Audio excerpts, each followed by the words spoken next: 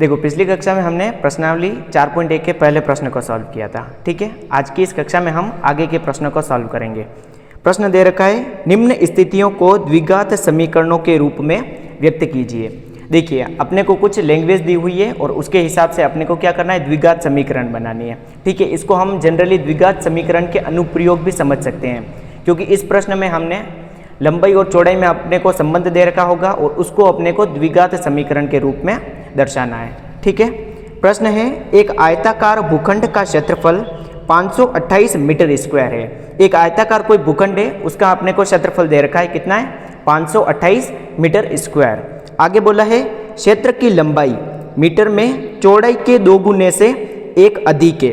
अपने को ये एक संबंध दे रखा है, किस किस के मध्य दे रखा है, लंबाई और चौड़ाई के मध्य दे रखा है। और अपने को बोला है कि जो लंबाई है वो चौड़ाई के 2 गुने से, यानी कि अपन चौड़ाई को कुछ मानेंगे, चौड़ाई का 2 गुना करेंगे, फिर उसमें 1 जोड़ेंगे तो क्या आएगी, आयताकार भूखंड की लंबाई आएगी, ठीक है। और बोला है अपने को कि हमें भूखंड की लंबाई और चौड़ाई ज्ञात करनी है। देखिए इस प्रश्न में अपने को केवल एक समीकरण बनाना है, लेकिन हम आगे भी सॉल्व करेंगे। इस समीकरण को हम लंबाई और चौड़ाई भी ज्ञात कर लेंगे, ताकि आपको आगे के प्रश्नों को सॉल्व करने में कोई दिक्कत नहीं हो, ठीक है। देखो अपने को बोला है क्षेत्र की लंबाई चौड़ाई के 2 गुने से, तो अपन मान लो कुछ भी चौड़ाई मान लेते, मान लो ये चौड़ाई है, ठीक है। तो ये क्या है, ये चौड़ाई के 2 गुने से, यानी कि जो लंबाई है वो चौड़ाई के 2 गुने से 1 अधिक है, ठीक है। तो अपन जनरली क्या मानते हैं, कुछ भी अपने को पता नहीं होता है तो अपन क्या मानते हैं, x मान लेते हैं। तो सबसे पहले यहां लिखेंगे माना कि आयताकार भूखंड की चौड़ाई बराबर x मीटर।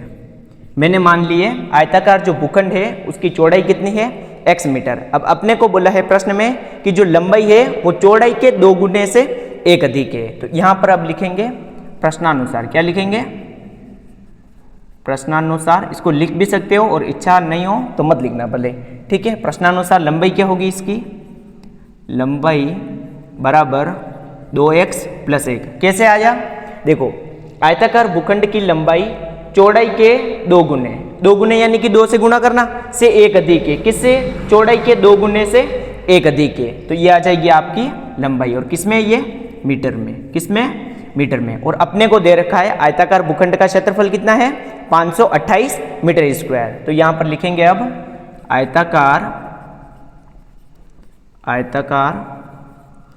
भूखंड का क्षेत्रफल बराबर 528 मीटर स्क्वायर। अब देखो अपने को आयताकार भूखंड का क्षेत्रफल दे रखा है 528 मीटर स्क्वायर, और आयताकार भूखंड है मतलब क्या है, ये एक आयत ही है, और आयत का क्षेत्रफल क्या होता है, लंबाई इंटू चौड़ाई। तो इसको लिख देंगे हम लंबाई इंटू चौड़ाई बराबर 528 मीटर स्क्वायर। यहाँ तक ठीक है। अब देख लंबाई कितनी है, 2x + 1, तो 2x + 1, और चौड़ाई कितनी है, x बराबर 528 मीटर स्क्वायर। अब देखो ये कौन सा प्रश्न बन गया, जो हमने पहला प्रश्न किया था जिसमें हमने समीकरण बनाई थी।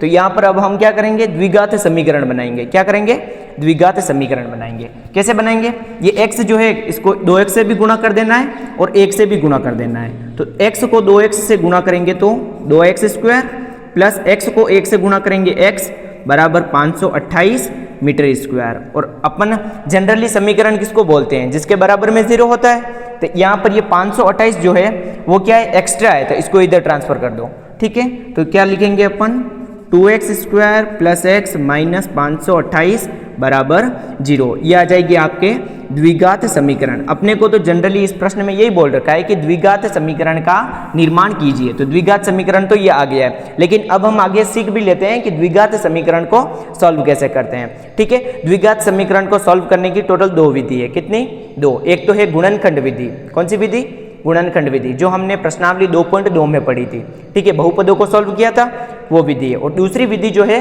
उसे हम बोलते हैं श्रीधराचार्य सूत्र। क्या बोलते हैं, श्रीधराचार्य सूत्र। कोई पहले वैज्ञानिक रहा होगा, उसने द्विघात समीकरण को सॉल्व करने के लिए कौन से समीकरण दी, द्विघात श्रीधराचार्य सूत्र दिया। कौन सा सूत्र दिया, श्रीधराचार्य सूत्र। क्या होता है श्रीधराचार्य सूत्र? Minus b plus minus under root b square minus 4ac upon 2a। ये क्या है? द्विघात समीकरण सॉल्व करने का श्रीधराचार्य सूत्र। ठीक है, तो अब हम क्या करेंगे, ये जो समीकरण है इसमें से हम a, b और c के मान निकालेंगे और वो मान किस में रखेंगे? इस सूत्र में रखेंगे। ठीक है, इसका द्विघात समीकरण का व्यापक रूप क्या होता है? X square plus b x plus c बराबर 0, यही होता है। तो इसका व्यापक रूप होता है a x square plus b x plus c बराबर 0। इस द्विघात समीकरण के व्यापक रूप की हम तुलना करेंगे ये जो समीकरण आया है उससे। ठीक है, तो हम क्या ज्ञात करेंगे? उसमें से ए, बी और सी का मान निकाल लेंगे। तो यहाँ पर लिख दूं मैं, दोनों समीकरणों की तुलना करने पर, दोनों समीकरण की तुलना करने पर। ठीक है, ये आप स्टार्टिंग में हो इसलिए मैं लिखा रहा हूं। ठीक है, अब देखो यहां पर भी एक्स स्क्वायर है, यहां पर भी एक्स स्क्वायर है, तो यहां पर क्या है? एक्स स्क्वायर के आगे ए, यानी कि एक्स स्क्वायर का गुणांक क्या है? ए। और यहां पर एक्स स्क्वायर का गुणांक क्या है? 2। तो ए का मान कितना आ गया? 2। कितना आया? 2। यहां पर एक्स है, ठीक है, यहां पर भी एक्स है, तो एक्स का गुणांक क्या है? बी।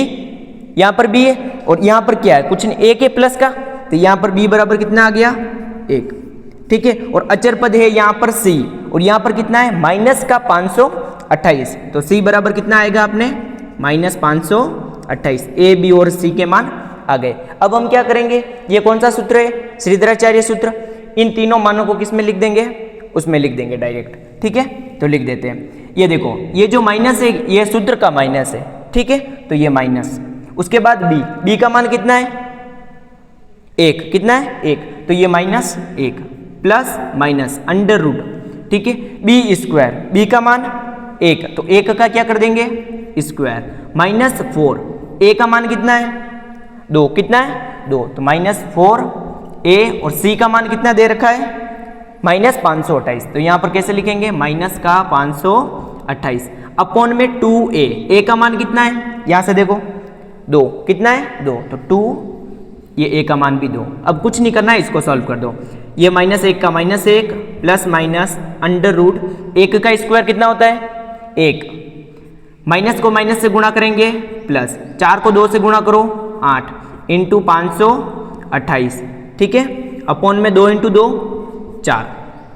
अब देखो ये minus 1 plus minus under root ये प्लस, ठीक है। अब देखो क्या करना है? 8 को 528 से गुणा करेंगे, गुणा करो। 8 को 8 से गुणा करेंगे तो 8 उठे 64, 64 का 4, हासिल का 6, 8 दूनी 16, 16 को 6 से जोड़ेंगे तो 22, 22 का 2, हासिल 2, 8 पंजे 40, 40 और 2 42, कितना होता है? 42 अपॉन में ये 4। अब क्या करेंगे? देखो ये 1 है और ये 4224 था, इन दोनों को जोड़ दो। Minus 1 plus minus under root 1 में ये जोड़ेंगे तो 4225 अपॉन में 4, अपॉन में 4। अब देखो ये किसका वर्ग है? याद है? नहीं है, लेकिन देखो लास्ट में अपने को 25 दे रखा है। 25 किसका होता है? 5 का। किसका है? 5 का। तो ये तो कंफर्म है कि इकाई का अंक कितना आएगा? 5। अब ये 42 है। 42 किसके वर्ग के पास आता है? 6 के और 7 के। 6 का वर्ग कितना होता है? 36, 7 का 49, इन दोनों के बीच आता है। तो अपने को क्या करना है? अगर याद नहीं है तो या तो यहाँ पर 6 आएगा या 7 आएगा, तो 6 ले लो एक बार, तो 65 को 65 से गुणा करो, अगर ये आ जाएगा तो सही है। अगर एग्जाम की ट्रिक बता रहा हूँ, ठीक है। और ये 65 नहीं आए तो फिर 75 होगा, 75 को गुणा कर दो, ठीक है। तो जनरली ये है किसका है? 65 का है। किसका है? 65 का है। तो कैसे लिखेंगे हम? ये -1 प्लस माइनस ये आ जाएगा 65। अब आप बोलोगे सर ये डायरेक्ट 65 कैसे लिखा? ये ऐसे आएगा 4225 को हम लिखेंगे 65 इंटू 65, ठीक है, ये रूट में, और 65 इंटू 65 यानी कि 65 का स्क्वायर, और रूट से स्क्वायर कैंसिल होता है, क्योंकि रूट का मतलब क्या होता है? वर्ग का मतलब 1/2, तो 2 से 2 ये कैंसिल हो जाएगा और बचेगा कितना? 65। समझ में आया? ठीक है। अब देखो -1 प्लस माइनस 65/4। अब इस प्लस माइनस का क्या मतलब है? एक बार प्लस लेना है, एक बार माइनस लेना है। तो ये -1 प्लस ले रहे हैं 65/4, और एक बार हम लेंगे समझ में आया क्या किया मैंने? ये माइनस एक कॉमन ही रहेगा, ये प्लस है प्लस ले लिया, ये माइनस है तो माइनस ले लिया, और बटे में दोनों में 4। ठीक है, अब देखो -1 में हम 65 जोड़ रहे हैं। क्या कर रहे हैं?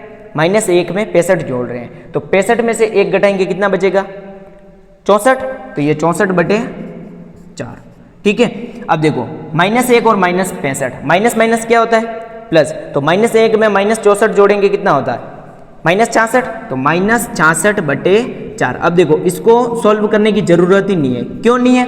क्योंकि यहाँ पर क्या आ रहा है? माइनस, और लंबाई कभी माइनस में होती है? कभी ऐसा सुना है कि मेरा घर यहाँ से -2 किलोमीटर दूर है? नहीं, मेरी लंबाई -5 फीट है, नहीं होती है लंबाई माइनस में। ठीक है, तो इसको अपने को लेना ही नहीं है। ठीक है, क्योंकि लंबाई ऋणात्मक में नहीं होती है, ऐसा लिख देना। अब देखो ये 64 बटे 4, तो दोनों 2 के पहाड़े से कैंसिल हो रहे हैं। कैसे होंगे? क्योंकि इकाई का अंक कितना है? 4, यहाँ पर भी 4। ऐसा नहीं कि 4 से 4 कैंसिल करके 6 आंसर, ये गलत है। 64 में 2 का भाग दो 32, 4 में 2 का भाग दो 2, तो कितना आ रहा है ये? 32 बटे 2। 2 का भाग 32 में देंगे तो 16। कितना आया? 16। ये किसका मान आया है? 2x + 1 का मान है कि x का मान है? x का मान है। क्यों?